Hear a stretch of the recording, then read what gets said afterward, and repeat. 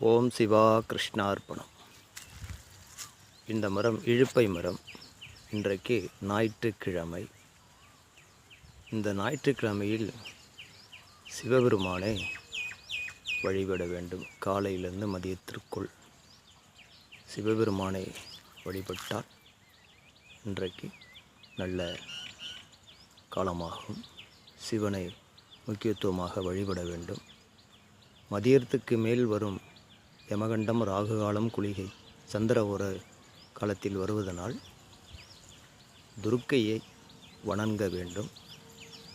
இன்றைக்கு ஞாயிற்றுக்கிழமையில் வரும் சனி ஓரைகள் வக்கரப்பட்டு இருக்கிறார்.